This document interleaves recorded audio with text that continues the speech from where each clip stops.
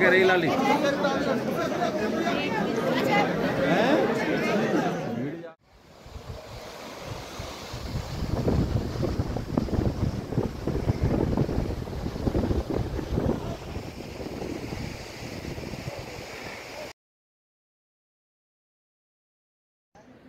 চলেছি আমরা বদ্রীনাথের পথে। কাল রাত্রেই বাসের টিকিট কাটা হয়েছিল, তো এখন আমরা বদ্রীনাথ যাওয়ার রাস্তাতেই রয়েছি। সন্ধ্যের মধ্যে পৌঁছাবো বদ্রীনাথ। এখন আমরা রয়েছি বদ্রীনাথের রাস্তায়, কিন্তু আমাদের গাড়ি খারাপ হয়ে গেছে। ঘড়িতে এখন সকাল 8:15। দেখা যাক নতুন গাড়ি আসে না মেকানিক এসে আমাদের গাড়ি ঠিক করে। ওই দূরে দাঁড়িয়ে রয়েছে আমাদের গাড়ি। সেই বাস আর ঠিক হয়নি। অবশেষে আমাদের নতুন বাস এসে পৌঁছায় এবং আমাদেরকে এগিয়ে নিয়ে চলে বদ্রীনাথের দিকে। চলে এসেছি যোশীমঠ পেরিয়ে বেশ কিছুটা।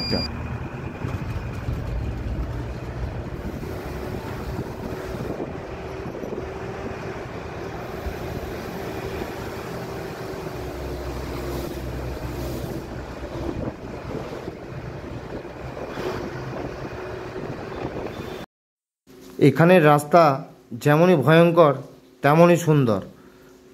তো দেখতেই পাচ্ছেন যে রাস্তা কতটা বিপজ্জনক হয়ে রয়েছে। প্রতি মুহূর্তে রয়েছে বিপদের আশঙ্কা। এক এক জায়গায় বাস একেবারে নদীর খাদ দিয়ে চলছে। এই ভিডিওটাতেই আপনারা দেখুন কিভাবে বাসটি একেবারে নদীর ধার দিয়ে একজনকে সাইড দিচ্ছে।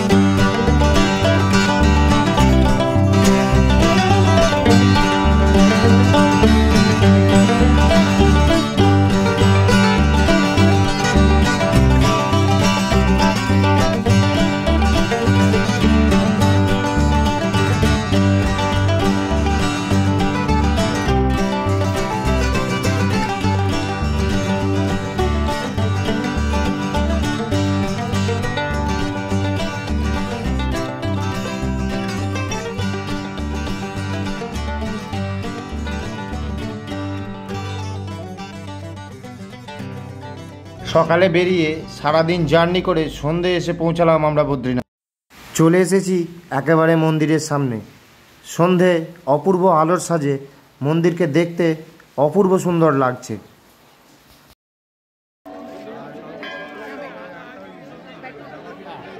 এক স্বর্গীয় অনুভূতি।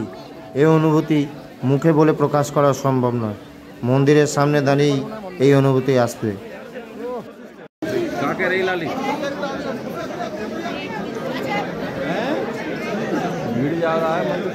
ক্রমেই আমরা প্রবেশ করলাম মন্দিরের একেবারে অভ্যন্তরে বিষ্ণুদেবকে দেখার উদ্দেশ্যে। মন্দিরের ভেতরে অজস্র ছোট বড় অনেক মন্দির রয়েছে, সমস্ত মন্দিরে যেমনটা হয়ে থাকে।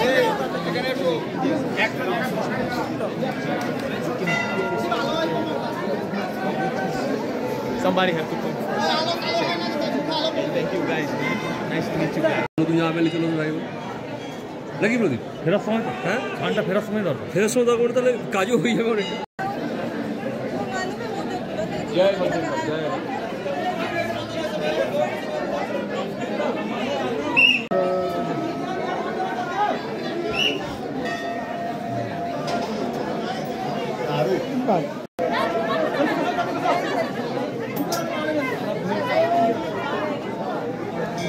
মূল মন্দিরে অবশ্যই ক্যামেরা নিয়ে প্রবেশ নিষেধ। আমি এগুলি মূল মন্দিরের বাইরে যেসব মন্দির রয়েছে সেগুলির ছবি তুলে ধরেছি। বদ্রীনাথ ধামের মাহাত্ম্য হলো যে এই ধাম উত্তরাখণ্ডের যে 4 ধাম যাত্রা তার মধ্যেও এক ধাম, আবার ভারতবর্ষের যে 4টি ধাম রয়েছে সেই ধামের মধ্যেও একটি ধাম। তাই এই জায়গার তাৎপর্য অনেক অনেক বেশি। পরের দিন সকালে এই রকম স্বর্গীয় দৃশ্যের সাক্ষী হয়ে আমরা এগিয়ে চললাম আমাদের আজকের গন্তব্য বসুধারা ফলসের দিকে, এবং তার জন্য আমাদেরকে প্রথম গিয়ে পৌঁছাতে হবে মানা গ্রামে। তো আমরা একটা গাড়ি করে চলেছি মাত্র 3 কিলোমিটার দূরে মানা গ্রামের উদ্দেশ্যে। ওখান থেকে শুরু হবে আমাদের বসুধারা ফলসের যে ট্রেকিং, সেই ট্রেকিং। মানা গ্রাম হলো ভারতবর্ষের শেষ গ্রাম এবং এরপরই পড়বে চীন অধিকৃত তিব্বত, তাই এখানে আর্মির বেশ কিছু বিধিনিষেধ রয়েছে। তবে বন্ধুরা, আপনারা যদি কখনো বদ্রীনাথ বেড়াতে আসেন তাহলে অবশ্যই এই রাস্তায় আসবেন। মানা গ্রাম থেকে যে রাস্তা স্বর্গারণ্যের দিকে গেছে সেই রাস্তায় অবশ্যই একটু ট্রেক করার চেষ্টা করবেন। মানা গ্রামেও অনেক দর্শনীয় জায়গা রয়েছে, যেমন সরস্বতী মন্দির, বিভিন্ন গুফা, তো সেগুলোও আপনারা দেখে নিতে পারেন।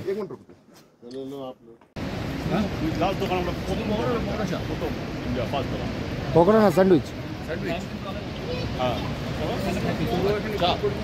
হ্যাঁ, স্যান্ডউইচটা তো আগে খাই, নিয়ে এসো।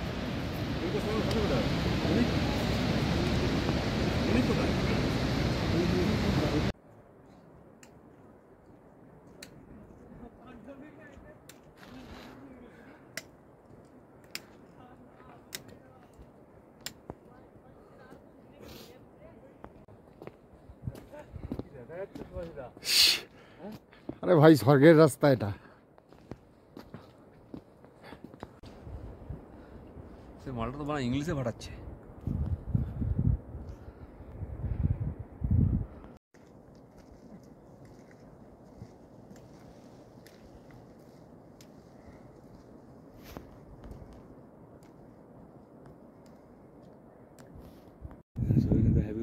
পজিশনটা ঠিক দেখেছিস, গাছের একটা ডাল দিয়ে ফেলে দিবে আমার।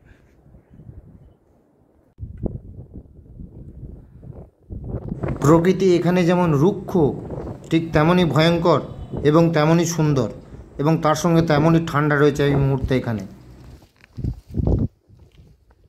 পুরাণ অনুযায়ী বসুধারা ফলসের জল কোনো পাপী লোকের গায়ে গিয়ে পৌঁছায় না। তো বন্ধুরা, চলুন আমরাও গিয়ে দেখি যে আমাদের গায়ে জল পৌঁছায় কি না। এখন আমরা চলে এসেছি একেবারে ফলসের কাছাকাছি। আপনারা দেখতেই পাচ্ছেন, যারা বিগিনার্স হিসাবে ট্রেক শুরু করতে চাইছেন তারা এই ট্রেকটা করতে পারেন। এটা একটা অন্যরকম ফিলিংস আপনাকে দেবে। বদ্রীনাথ পর্যন্ত আপনি বাসে চলে যাবেন, তারপর ওখান থেকে মানাগ্রামও গাড়িতে, সেখান থেকে মাত্র 6 কিলোমিটার ট্রেক করেই আপনি পৌঁছে যাবেন এই বসুধারা ফলসে। একবার গেলে সারা জীবন আপনার স্মৃতিতে এই স্মৃতি সঞ্চয় হয়ে থাকবে।